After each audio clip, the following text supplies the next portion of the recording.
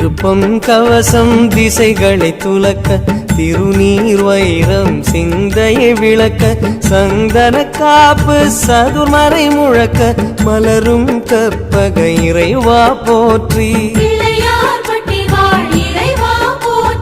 கலியுகம் காக்கும் கணபதி நாதா வலம்புரி நாதா அபயம் அபயம் அபயம் அருளும் இறைவா போற்றி